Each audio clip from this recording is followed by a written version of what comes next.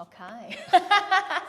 Hi everyone, we're here at Fairfield School of Arts, thanks to PYT Fairfield for the space, and we've just listed our Echo 8 Trilogy 5x5 fights, as well as, movements and potential casts, doubles, the whole lot. And just announcing that Adrian Castro is going to be overseeing all the fights. He will be our official action director on both films, so it was really exciting to have him in the space and show me stuff. But can you give us a bit of a preview, or what do you think our audience is going to be expecting in terms of action? There are people just doing this and falling down and going through windows and... Windows? I'm just thinking budget-wise. It's going to have, some pretty, I think I want to like some really crazy, impactful action and stuff that, we don't see on Australian screens. Yeah, that's kind of cool. And I think also it's been great to be able to go through the script and go, actually, practically you can do this, rather than writing it out. Because I was like, oh, there's a couple of things here. I don't know if we can do it. And you're like, no, this film and that film shows it. So that's been pretty cool. Yeah. The old school stuff still works.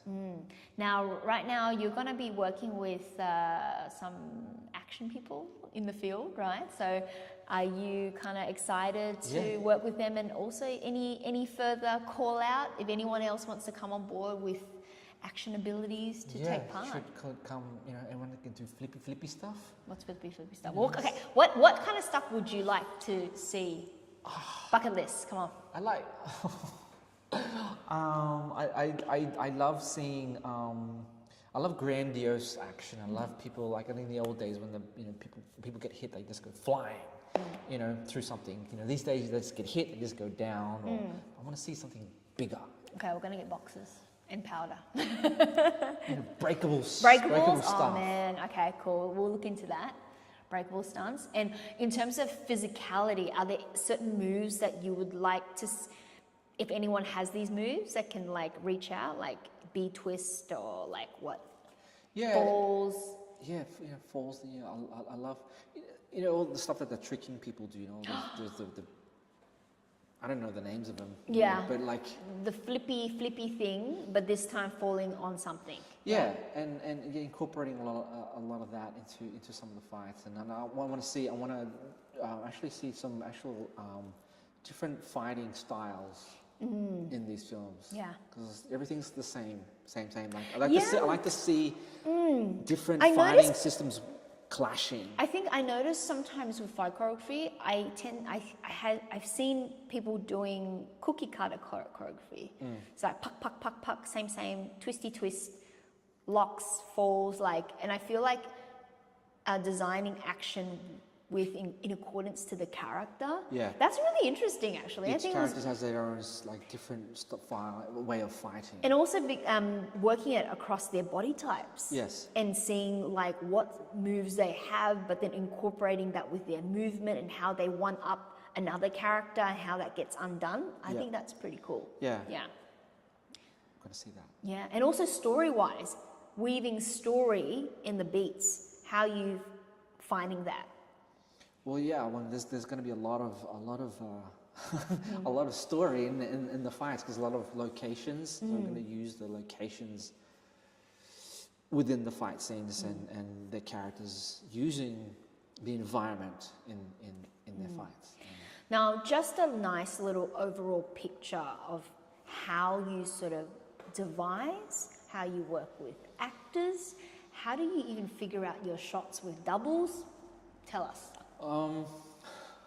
Just years of watching movies and knowing how to shoot action, and for a particular two characters fighting, and how to shoot that without seeing their faces, and then cutting into the close-ups with the real actors.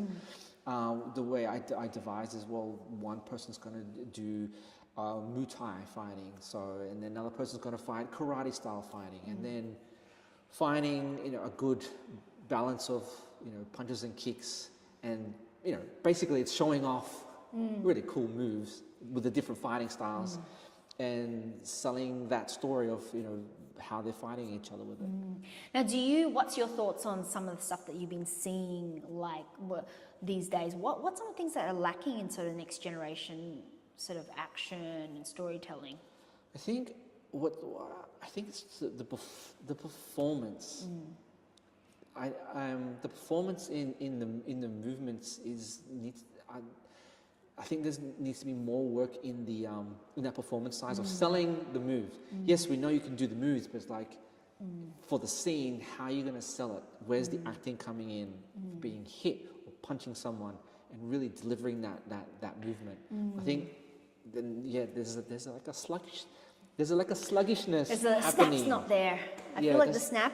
There Or is something. it's either that or they're just too quick that there's no beats. It's like almost like a robot moving, like too fast. Yeah, it's like they're focusing on the moves, but it's like there's more to it than just the moves. I realise one of the things I find that's a bit lacking is just the character building. The character building, I've noticed sometimes with a lot of action stuff I watch, is like two characters, they're fighting, but how come they're fighting the same thing? Like it just feels the same style. Yeah. And the build up, the sort of build up of the characters, sometimes it's not as consistent. So when you're watching it, you're like, oh, we're just watching it for the fight scene. But really, people aren't really watching for the fight scene. They're really watching for story. Story is first. Story is king. And having someone who knows how to shoot it cinematically, and not only that, understand where the sound design goes, the look and feel of it, the grading, that's really hard to find. And that's why Adrian Castro is the one-stop shop in Australia, okay, when it comes to action directing. And it's not just creating the fight bits, but seeing the post-production side. I would probably say you're the it. You know, you're very underrated, but you are the action director mastery. Oh, no. You should do a course. Yeah, one day. Yeah, awesome. That's it. Bye.